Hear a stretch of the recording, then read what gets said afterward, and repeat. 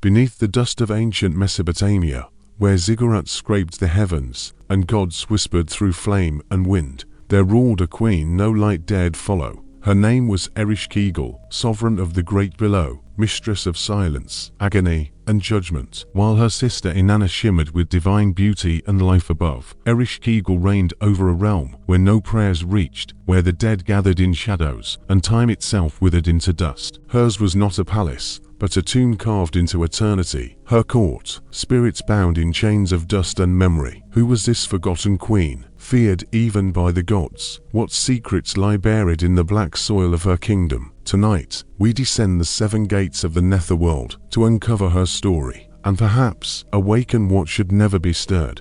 Long before mortal memory was shaped into clay tablets, the divine sisters were born of primordial law. Ereshkigal and Inanna, twin forces, bound by blood yet separated by cosmos. Inanna ruled the heavens, embodiment of fertility, passion, and war. Temples rose in her honor, incense burned in golden bowls, her name etched in hymns, sung by priestesses clothed in starlight. But Ereshkigal, she was sent away, not by banishment, but by divine necessity. In the earliest songs, barely whispers from a lost world, the gods speak of a balance. The heavens could not hold all light, and so, Ereshkigal descended, drawn down to the Carnegie, the great earth below, where no birds fly, and no rivers flow. There, she was crowned not by celebration, but by chains. Unlike Inanna's ascent, Ereshkigal's descent was forced, an abduction by the Dragonka, or perhaps a sacrifice by the elder gods to preserve cosmic order. Stories diverge, but all agree she was torn from the land of the living, and the underworld became her realm. The ancients did not weep for her, they feared her, for hers was a dominion not of choice, but of grim duty. She was not a villain, but a warden of the inevitable, death. As centuries passed, her name faded from temple walls. Inanna remained beloved,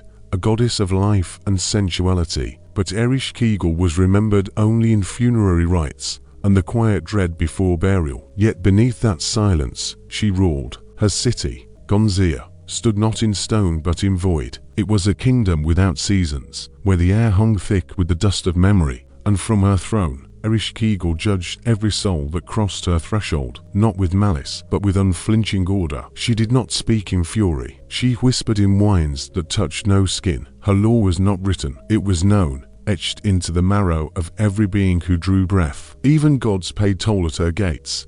In the most whispered of myths, carved not onto temple walls, but murmured in forbidden rites, there lies a tale of audacity. Inanna, queen of heaven, once dared to visit her sister's realm, not as kin, but as a conqueror. Perhaps it was vanity, perhaps curiosity, or perhaps, deep within, she longed to understand what had become of the sister fate had stolen from her. To descend into the realm of Ereshkigal, one must pass through 7 gates, each a threshold of power, sacrifice, and unraveling. At every gate, Inanna was stripped of her adornments, her crown, her necklace, her breastplate, her royal robes, each cast aside until she stood naked and powerless at the feet of her shadowed sister. This was no accident. Each gate was a crucible, a test of divinity against the weight of mortality, and as Inanna surrendered her symbols, she unknowingly surrendered her very essence, until she was nothing but flesh, fear, and silence. The same silence Ereshkigal had known since her banishment, and Ereshkigal watched from her obsidian throne. The queen of the great below did not rage, she did not rejoice, she trembled. The myths say Ereshkigal screamed like a woman giving birth when she beheld Inanna. It was not a scream of hatred, but of ancient agony, a howl from the deep marrow of existence. For what did Inanna represent, if not everything Ereshkigal had lost? Beauty, worship, sunlight, love. The queen of the underworld did what all rulers of silence must do. She ordered Inanna's death. The corpse of the goddess was hung on a hook, a grotesque image, sacred in its symbolism, for in death, even the divine must bow to the realm of Ereshkigal. 3 days and nights passed. The world above began to wither, crops failed, temples quieted, lovers ceased to touch. Without Inanna, life began to lose its rhythm. It was only through ancient bargains and the trickery of Inanna's servant, Ninshuba, that the gods were stirred to action. To tiny beings were fashioned, neither male nor female, made from the dirt under the fingernails of the gods. These androgynous creatures descended into the underworld, not with threats, but with compassion. They mourned with Ereshkigal. They listened to her pain, moved by their empathy, perhaps the only true kindness she had ever known. Ereshkigal granted them Inanna's body. She allowed resurrection, but at a price. One soul must always remain behind. Balance must be preserved. Inanna rose, reborn, transformed, her arrogance tempered by death. But Ereshkigal remained below, unchanged, eternal, still alone. And thus, the myth teaches us, even gods must bow before the laws of the great below.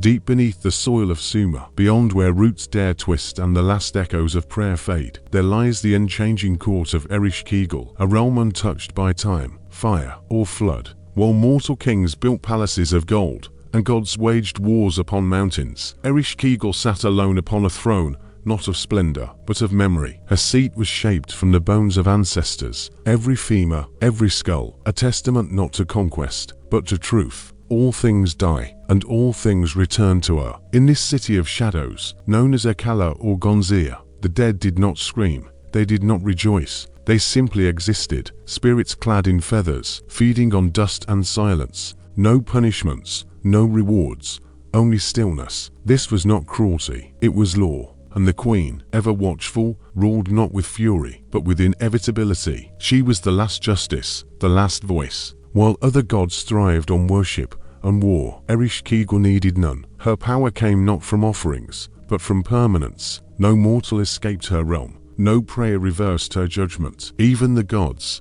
in secret dread, whispered her name with caution. The priests of the old cities, Lagash, Uruk, Eridu, spoke of a court that stretched endlessly into the deep, pillars of basalt lit by the pale shimmer of lost souls, the walls etched with names long forgotten above, yet remembered below. Here, Ereshkigal held counsel not with courtiers, but with the silence between lives. Yet she was not entirely alone. Beside her stood Nomtar, a loyal vizier, a spirit without face, the harbinger of disease and fate. It was he who carried out her decrees, who marked the living for death with a single unseen touch. And in the deeper chambers, the gates were guarded by gala demons, ancient and tireless, with hands of bronze and voices like stone grinding stone. But Ereshkigal did not wield them for sport. She did not delight in suffering. Hers was a sacred balance, ancient and cold. The dead must remain where they belong. Their whispers must not reach the ears of the living. And so, she enforced the most sacred commandment of the underworld. Do not look back. Those few mortals who dared descend, kings seeking immortality, lovers seeking reunion, often failed this final trial. One glance, one yearning gaze into the face of death, and they were claimed. For in her realm, to desire what was lost is to forfeit what remains. And so the living feared her. But to the wise, she was not terror, she was necessity. The scribes of old, their hands black with ink, sometimes dared to record her with reverence. For without her, the world would overflow. Without her, souls would wander endlessly, like ash on the wind. She was the seal upon the jar, the final word of the divine text. The underworld was not hell, it was memory, and she was its guardian. In the sacred mythos of ancient Sumer, the gods danced in light, but Ereshkigal dwelled in a realm untouched by sun or song. While her sister Inanna was adorned with jewels and hymns, Ereshkigal was draped in silence and sorrow. Yet within this contrast lies a truth older than empires. Light cannot exist without shadow, and no creation endures without its end. Ereshkigal was not born cruel. She was not a villain written by victorious gods. She was a goddess abandoned to her duty, the keeper of order through absence, the high priestess of endings. And yet, within the walls of Ganzir, she wept. The most obscure hymns, those never sung in temple, but etched onto clay tablets hidden in crypts, speak of her grief. They say she cries out not in rage, but in loneliness. Not even Nomtar, her faithful servant, could offer her comfort. The underworld is not a place for companionship. It is a realm of stillness, where time has no breath. And perhaps the greatest cruelty of all, she remembers everything. Ereshkigal does not forget those who pass her gates. Every soul, every whisper of life that once laughed, wept, or dreamed, she sees them, she knows them, and yet, she cannot touch them, cannot speak as one of them, cannot weep beside them, only observe, as the last light in their eyes fades into eternal dusk. There is, However, one tale of strange, flickering tenderness, a myth largely forgotten, found only in fragments buried beneath the ruins of Nipper and Sipper. It is said that the god Enlil, or perhaps Nergal, once descended to her realm, not for conquest, but to steal power. Yet Ereshkigal, in her infinite stillness, did not resist him. She offered him a place at her side, and for a brief moment, there was union. But as always, love in the realm of the dead is fleeting.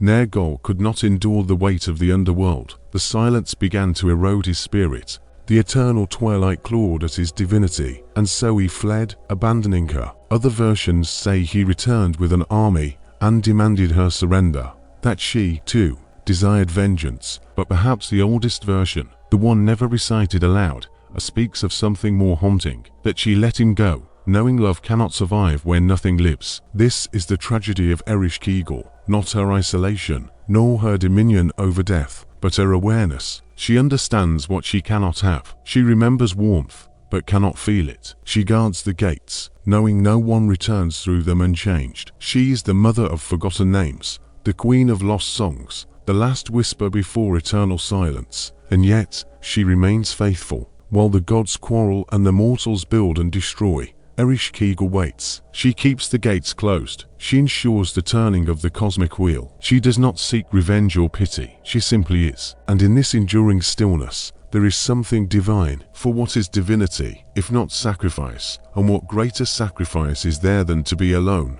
forever, so that the world may continue?